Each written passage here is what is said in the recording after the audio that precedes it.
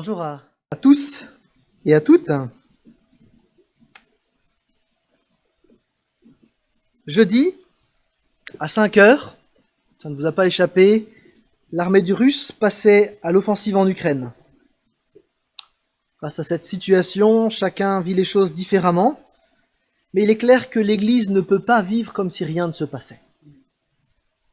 J'ai donc hésité à changer de texte, et finalement, en étudiant le texte qui nous est proposé dans la lecture suivie de notre Église, je me suis rendu compte que notre texte n'était pas sans lien avec la situation, même si de prime abord, le lien n'est pas évident. Mais je vous invite à avancer avec moi et vous verrez que des liens, on peut en faire un certain nombre. En fait, notre texte va toucher à un autre thème très sensible,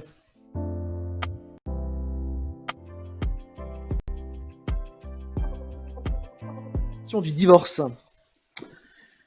Et Jésus, dans notre texte, va effectivement discuter mariage-divorce avec les pharisiens.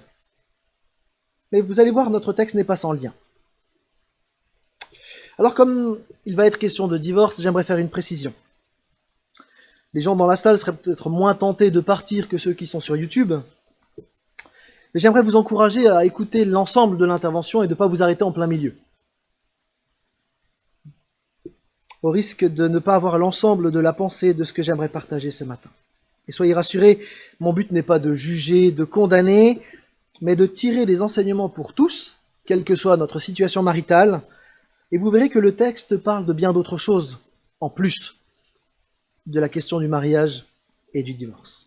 Et donc je vous propose, sans transition, de lire le texte du jour, Marc 10, les versets 1 à 12. Jésus partit de là pour se rendre dans la partie de la Judée située de l'autre côté du Jourdain.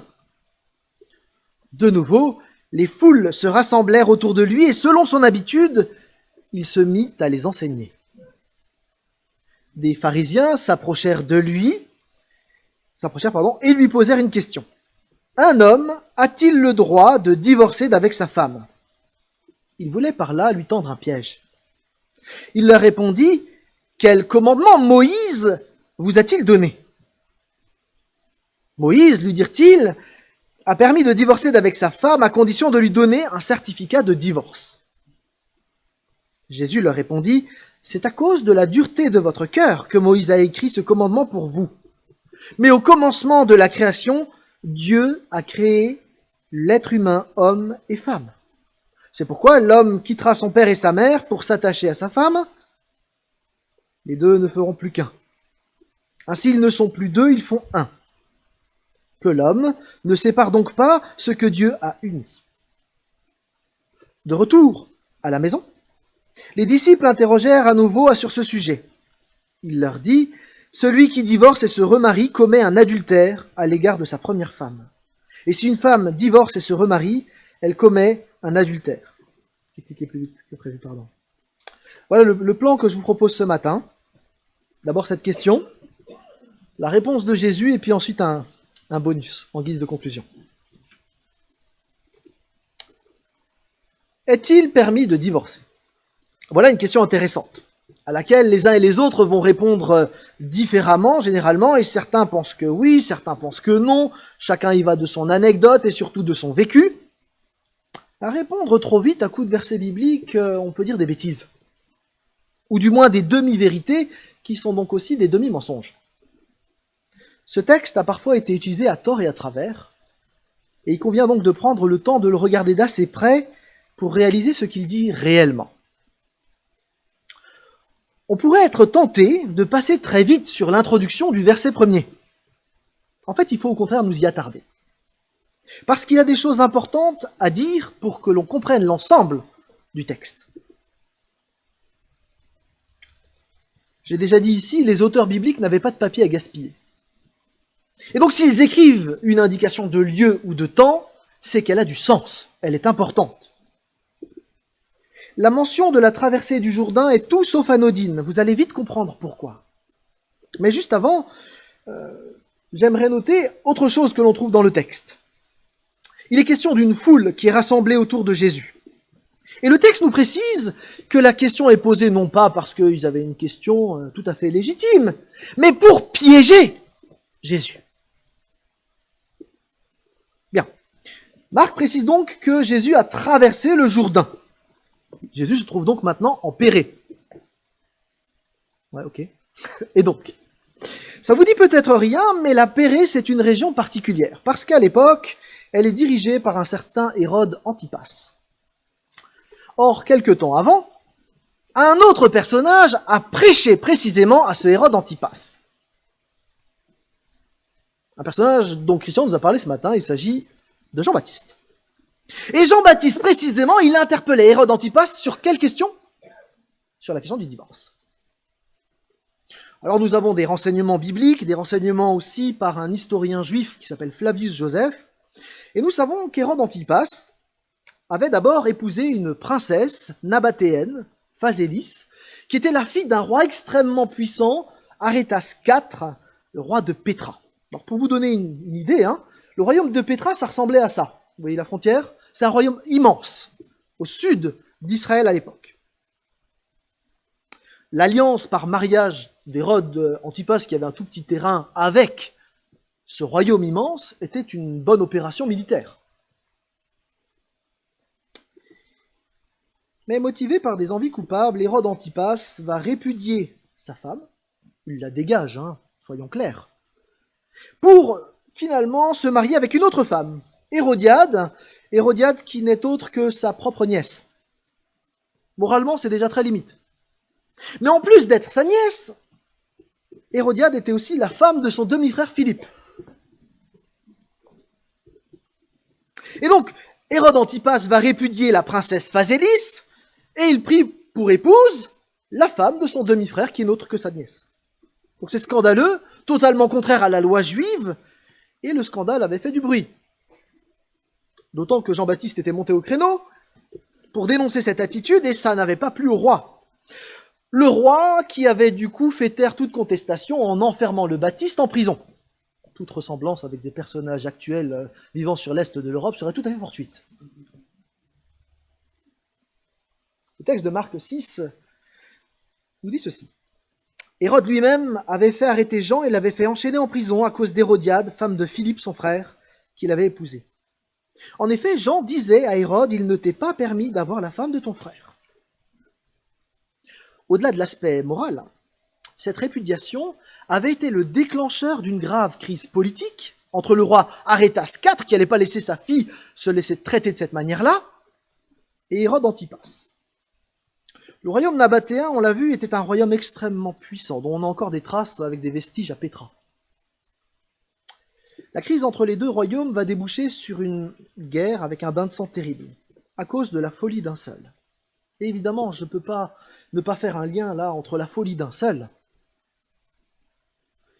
Le monde n'a pas beaucoup changé, en fait. À cause de la folie d'un seul qui met le feu à l'Europe entière, qui brise des foyers, qui pousse à l'exode et qui détruit des vies. Face à l'entêtement de ce nouveau Hérode Antipas, je crois que l'attitude de Jean-Baptiste pourrait pour nous être soulignée ici. Il n'est pas inactif. Il dénonce le péché, il intercède et il console le peuple. Il y a là trois options qu'il me semble qu'il faut conjuguer ensemble en tant qu'Église, de différentes manières.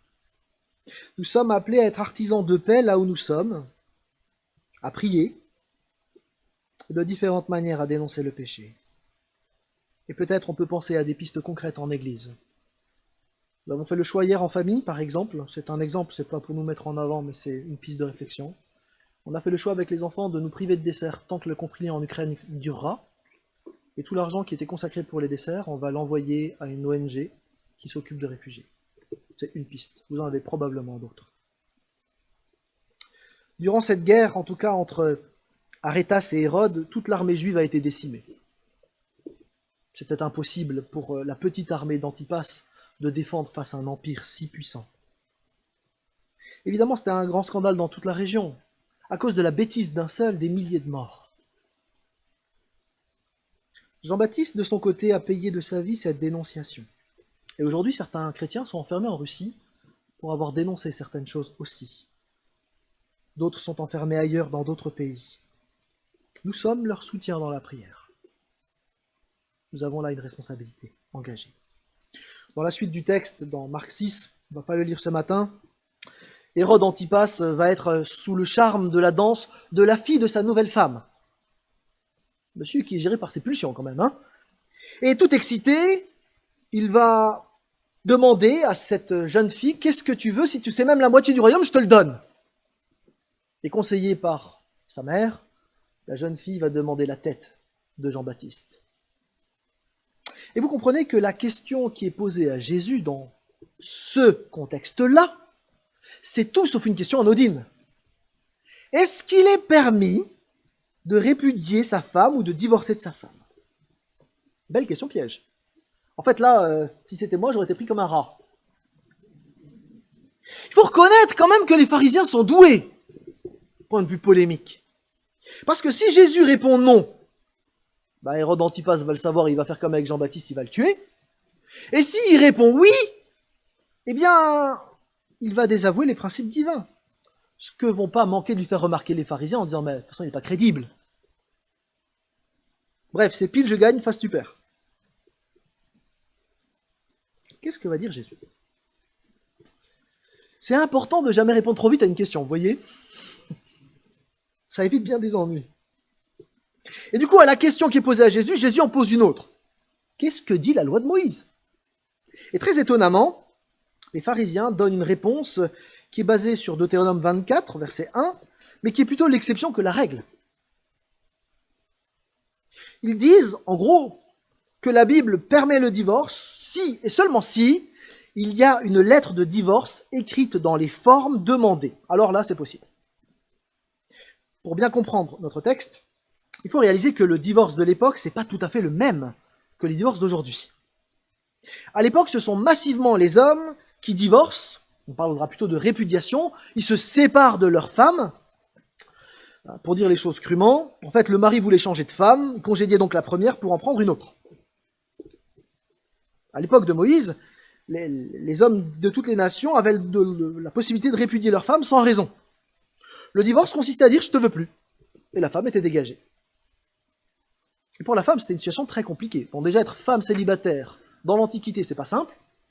Mais en plus, être répudiée par son mari, ça fait de vous une traînée. Et donc, du coup, la loi de Moïse, elle avait pour vocation de protéger les femmes en disant non, c'est pas une traînée, elle a juste été répudiée par son premier mari. Elle a donc le droit de se remarier, de trouver une nouvelle alliance qui va la protéger.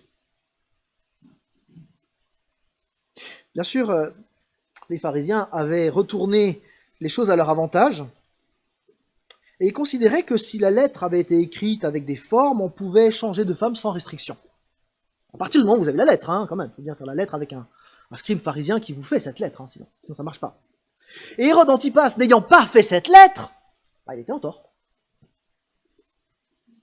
Et vous comprenez là que la remarque finale de Jésus, qui parfois nous choque, nous lecteurs du XXIe siècle, on la comprend du coup.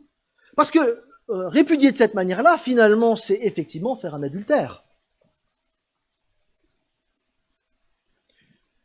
Du coup, dire aujourd'hui sur la base de ce verset que tout divorcé est coupable d'adultère, excusez, c'est au moins une demi-vérité. Ici, il s'agit de répudiation, éventuellement de divorce pour une autre femme en vue d'adultère. Si je divorçais d'Anne pour aller avec une autre femme, alors là oui, je serais dans ce cas-là. Mais la plupart du temps, les gens ne divorcent pas pour ça. Et donc, il faut se méfier des raccourcis. Vous savez, les amis de Job ont fait plein de raccourcis, ils ont été repris sèchement. Méfions-nous. Au passage, dans notre texte, vous noterez que Jésus propose l'hypothèse malheureuse qu'une femme répudie son mari à égalité avec un homme. Au 1er siècle, c'est assez étonnant comme remarque. Et ça semble dire quelque chose de l'égalité homme-femme, statutairement devant la loi que Dieu propose. Et dans les faits, on sait bien que la tentation pour un mari d'aller voir la voisine existe aussi chez la femme pour aller voir le voisin. Du coup, alors que les pharisiens citent l'exception du divorce, qu'ils ont placé en règle pour eux-mêmes, changeant de femme quand bon leur semblait, s'ils écrivent la belle lettre, Jésus revient à l'enseignement fondamental sur le mariage. Il va revenir à l'essentiel, mais il va signaler au passage que la lettre de divorce a été mise en place à cause de la dureté du cœur des humains. La dureté du cœur, c'est probablement le thème central de tout notre texte. On y reviendra. Hérode Antipas avait été dur de cœur. Mais qui peut, pour une histoire de cœur, faire tuer des milliers de personnes? Les pharisiens, durs de cœur, prêts à tuer un juste pour gagner un débat théologique. Aujourd'hui aussi, le problème est celui de la dureté du cœur. On en est témoin. Nous avons besoin d'une transformation profonde. La vraie paix, c'est pas simplement le silence des armes. La vraie paix, c'est lorsque Christ transforme une vie et change le cœur de pierre en cœur tendre. Peut-être nous avons aussi des choses à entendre ce matin sur la dureté de notre cœur. Jésus, lui, ne parle pas d'abord du divorce, il commence par parler du mariage. Je préfère. C'est plus sympa. Et il cite les deux textes clés en ce qui concerne le mariage, Genèse 1 et Genèse 2. Il cite d'abord Genèse 1, ce texte que vous connaissez, probablement, où il est écrit « Dieu créa les humains à son image, il les créa à l'image de Dieu, hommes et femmes, il les créa. » Ce texte rappelle que hommes et femmes reflètent l'image de Dieu. Ils le reflètent chacun et chacune, avec une même dignité, un jeune, un moins jeune, quelle que soit son origine ethnique, quelles que puissent être ses difficultés de santé, même un handicap. L'être humain est image de Dieu, et c'est pas négociable. Du coup, la manière très pharisienne de dégager les épouses en se donnant bonne conscience avec une belle lettre heurte de manière frontale la dignité que Dieu donnait à leurs épouses. Jésus, en citant ce verset, indique qu'il n'est pas acceptable de larguer sa femme comme un vieil objet qui a été bien utilisé. Et quelle que soit notre situation maritale, il y a peut-être là à réfléchir sur la manière dont on traite l'autre, quel qu'il soit. Son conjoint, son voisin, le caissier du supermarché, etc. Dans notre société de consommation, on se débarrasse facilement de ce qui est abîmé, même légèrement. On ne répare pas, on dégage. Et peut-être qu'on serait un peu tenté facilement d'abandonner certaines relations qui ne nous conviennent plus tout à fait, et on retrouve là peut-être la dureté de notre cœur. C'est le cas dans certains couples, mais c'est le cas dans bien d'autres domaines en réalité. Ça se passe même dans les églises. Pas ici, bien sûr. Encore que. Il arrive parfois que lorsqu'une relation est abîmée, au lieu de prendre le temps de discuter, d'écouter, de pardonner, d'être réconcilié, eh bien on s'ignore simplement, comme lorsqu'on passe dans un supermarché et qu'on ne veut pas un article, on passe à côté, comme si l'article n'existait pas. Mais compte tenu de la dignité de l'être humain, c'est une attitude qui n'est pas acceptable. En tant que peuple de Dieu, nous croyons que chaque humain a une dignité en lui-même. Bien évidemment, mon épouse devrait sentir d'une manière tout à fait spéciale la dignité que je lui porte, que je reconnais chez elle. Et ça devrait marquer finalement l'ensemble de mes relations. Je ne suis pas au-dessus d'un Ukrainien parce que je suis russe. Je ne suis pas au-dessus de n'importe qui, finalement.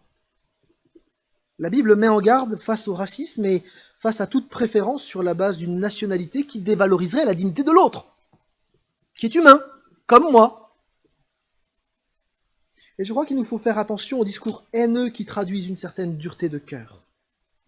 Le texte de la Bible met en garde. Nous sommes appelés à l'amour de notre prochain, pas à son mépris. Nous aurons l'occasion d'en reparler lors de la fête de la multiculturalité, où on va se réjouir ensemble de la diversité représentée dans l'Église. En tout cas, le texte de Genèse 1 insiste sur cette création à l'image de Dieu. Hommes et femmes. Mais le texte insiste aussi que c'est ensemble que le couple est image de Dieu. La diversité et l'unité du couple dit quelque chose du Dieu qui est trinitaire et en même temps un seul Dieu. Et cette diversité dans l'amour, elle ne peut exister que lorsqu'il y a une bonne communication, verbale et non verbale. Le couple est appelé à vivre cet amour, un amour concret, un amour qui n'a rien à voir avec la répudiation que vivaient les pharisiens. Jésus cite aussi Genèse 2, c'est pourquoi l'homme quittera son père et sa mère, s'attachera à sa femme, ils deviendront une seule chair. On note que pour Jésus, les textes bibliques font autorité.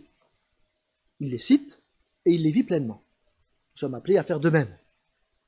Et on notera d'abord que dans une société patriarcale où habituellement c'est la femme qui quitte sa famille pour aller chez son mari, ici on a une étrangeté, parce que c'est l'homme qui quitte. C'est à contre-courant de la culture de l'époque. Pourquoi ? Eh bien parce que le texte nous invite à comprendre que la relation avec sa femme est maintenant au-dessus de toutes les autres relations, y compris celle avec sa famille. Sa femme devient sa priorité. Pourquoi ?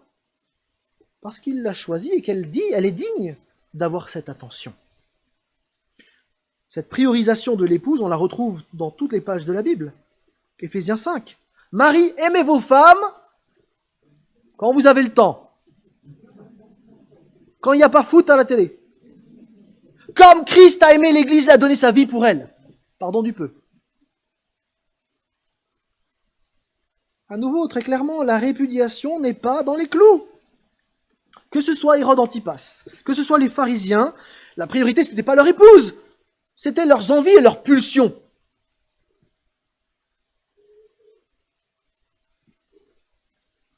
Le texte de Genèse 2, c'est Nicole Devels qui parle, le texte de Genèse 2 invite à faire de l'autre la priorité, à s'attacher en offrant son affection, sa présence, son attention, et à devenir un, c'est-à-dire créer une identité de couple, un nous qui se conjugue avec de je. À vivre un mariage où chacun trouve sa place, tout en créant un nouvel espace commun qui se développe dans l'amour et qui a pour but de refléter la gloire de Dieu. Et du coup, au verset 9, Jésus conclut cet enseignement sur le mariage et affirme que l'homme ne sépare donc pas ce que Dieu a uni. Il est hors de question de jeter l'autre parce qu'il ne nous plaît plus. Pour Jésus, les hommes qui se défont de l'alliance avec légèreté pour rejoindre la voisine sont coupables. C'est clair. Et dans une large mesure, on peut dire, c'est vrai que le divorce n'est pas ce que Dieu souhaite. Le couple a été conçu pour durer. Il a été conçu pour la joie, pour la paix, pour le plaisir et le reflet de la gloire de Dieu.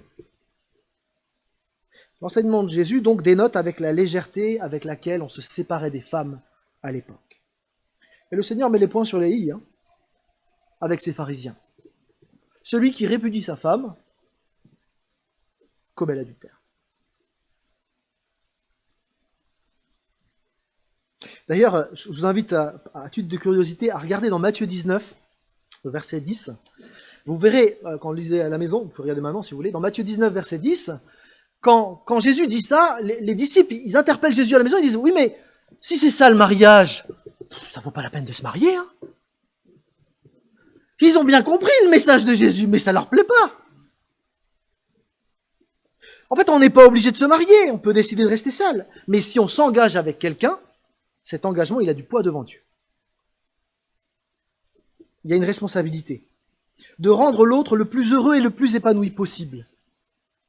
On s'engage à vivre avec l'autre d'une manière qui honore Dieu. Parce que dans le couple, il s'agit de vivre le même amour qui se vit dans la Trinité. Pardon. Il y a des choses qui ne se font pas, du coup. Il s'agit donc de faire équipe, de vivre le couple ensemble, pas dans un rapport de force malsain où on dit tout le temps « mais c'est qui le chef ?» mais avec une communication épanouissante, où on se fait du bien, où Dieu est honoré par des attitudes réciproques des époux.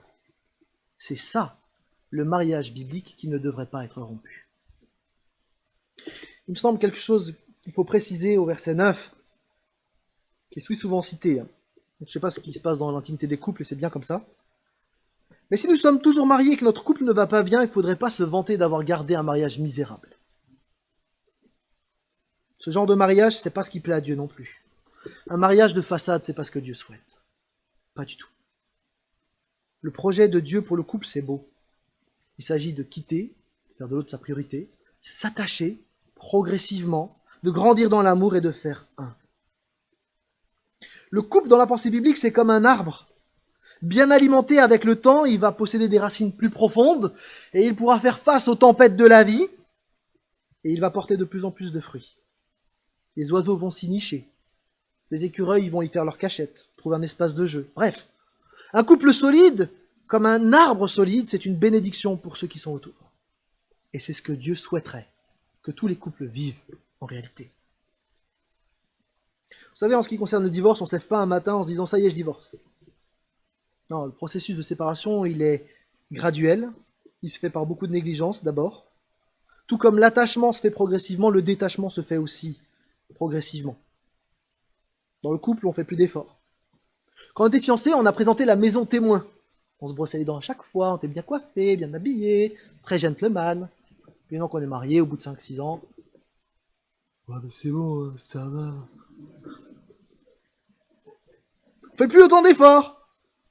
On respecte plus tout à fait l'autre. On néglige parce qu'on a d'autres priorités. Et au bout d'un certain temps, la distance se creuse. Et la séparation est parfois vue comme la solution. Et ça demande des efforts de recoller les morceaux. Ça demande de la communication, de prendre du temps. C'est possible, mais il faut que les deux le veuillent. Les deux le veuillent. Les deux le veuillent.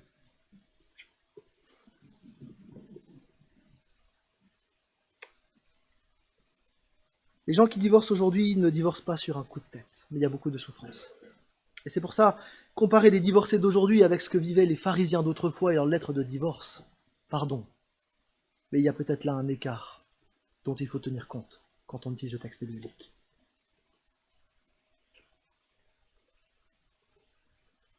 Si le divorce n'est pas ce que Dieu souhaite, un mariage de misère qui rend malheureux parce que l'un des conjoints ne s'investit pas dans la relation, n'est pas non plus ce que Dieu veut. Le péché, c'est peut-être pas la décision finale. Par contre, la méchanceté, le manque de respect, l'indifférence, la colère non contrôlée, ce sont ça des éléments qu'on pourrait nommer péché aussi. Le divorce, finalement, n'est bien souvent que la conséquence de ces péchés. Précisons aussi qu'il y a des cas extrêmes, avec des cas de violence ou d'abus de conjoint ou des enfants. Et c'est vrai que si le divorce n'est pas la volonté de Dieu, bien sûr que ce genre de choses n'est pas non plus la volonté de Dieu. Quand on a peur pour sa vie ou celle de ses enfants, il est parfois nécessaire d'envisager le divorce. C'est à chacun de faire ses choix, personne ne peut décider à la place de quelqu'un d'autre. En tout cas, le fait que Dieu ait voulu un mariage qui dure à vie ne donne pas le droit de se servir de l'autre comme d'un objet, d'en abuser. C'est pas juste, c'est criminel.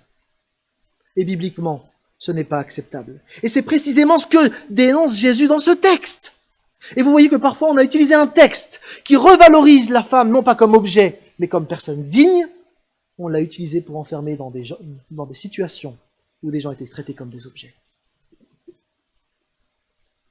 La vie de couple demande qu'on prenne du temps. Mais c'est du bon temps. Ça demande parfois du courage de se regarder dans la glace, de laisser l'autre nous atteindre. Mais en tant que chrétiens, nous sommes appelés à être des champions du mariage. Parce que tout chrétien, nous sommes appelés à être des champions dans nos relations. Dans toutes nos relations.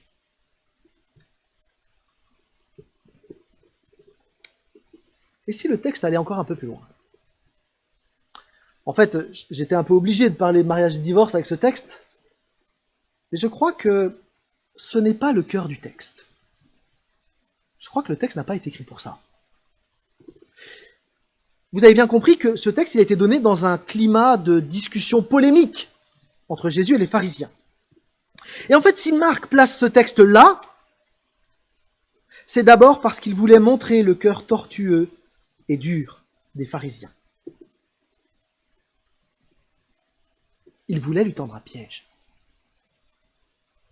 Notre texte, il fait partie d'un ensemble qui nous emmène de la confession de foi de Pierre au chapitre 8 à l'entrée triomphale de Jésus au chapitre 11. Bon, évidemment, en prédication le dimanche matin, on ne prêche pas sur 3 chapitres. Sinon, je vous garde toute la journée. Bon, ça ne me dérange pas, mais il y a le poulet qui va brûler, quoi. Depuis Marc 8, verset 31, où Pierre a fait cette belle confession de foi, tu es le Messie, le Fils du Dieu vivant, Jésus a pris résolument le chemin vers la croix.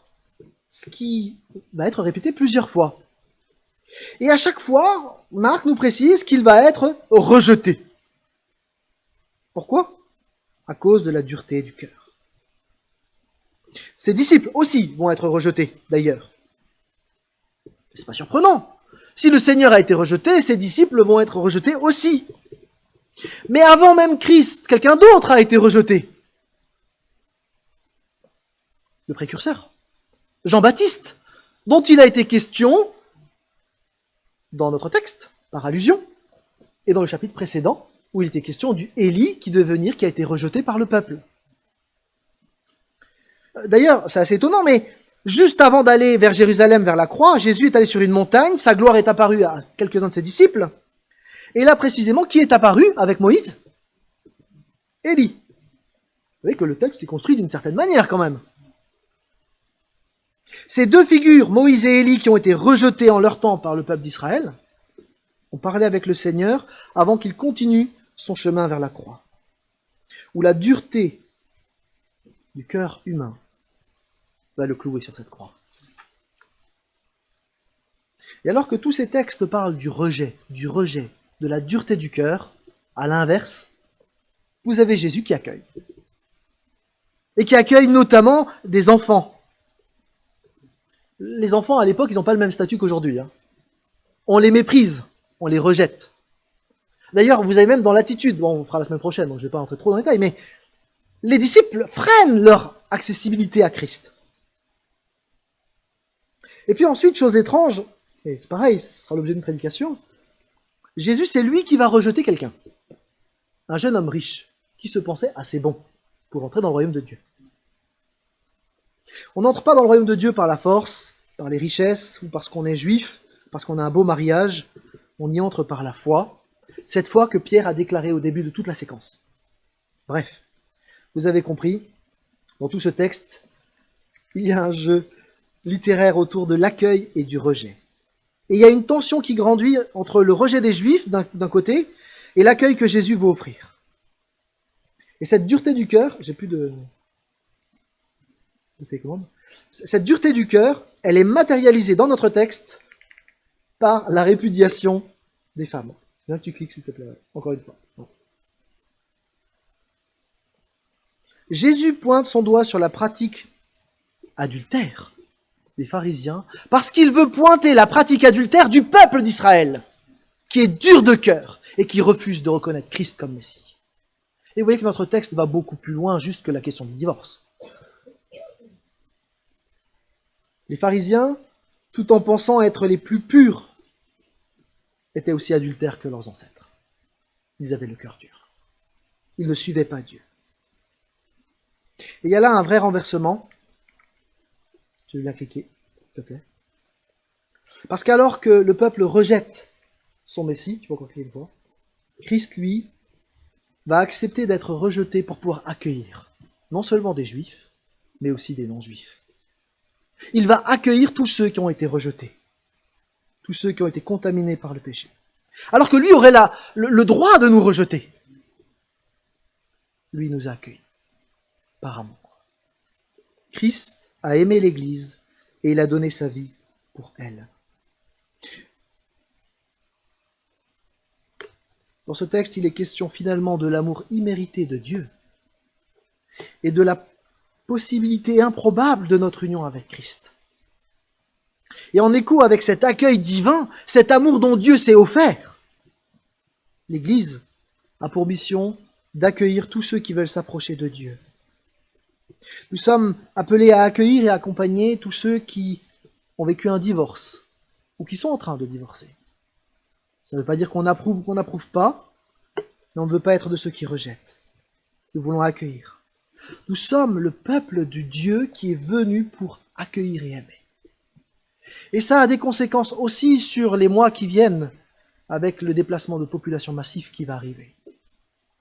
Nous, Église, nous sommes le peuple de Dieu.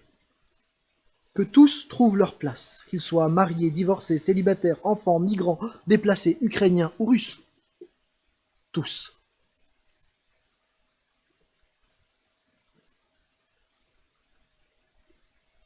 Au-delà de la discussion sur le divorce et la répudiation, ce texte nous apprend, nous enseigne, au travers de l'exemple de Jésus, à aimer d'une manière qui nous dépasse. Et à la fin de ce message, j'espère que comme moi, vous réalisez à quel point notre cœur est dur. Et que nous avons besoin d'une seule chose, c'est de nous arrêter, de prier et de demander, Seigneur, apprends-nous à aimer comme toi tu aimes. Et je vous invite à prier.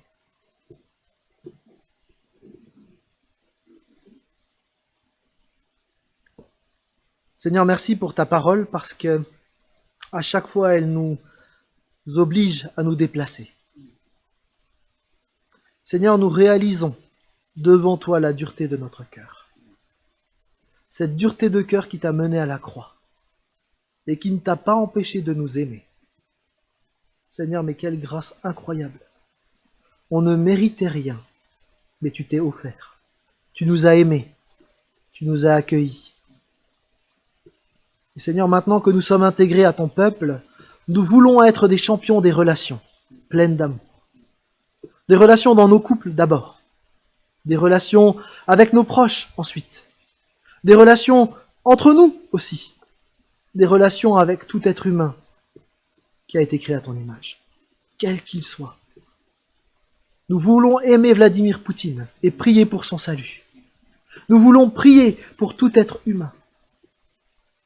Et nous te demandons, Seigneur, de transformer nos cœurs pour que nous ne soyons pas indifférents, égoïstes et durs, mais pour que nous vivions de cet amour auquel tu nous appelles chacun et chacune.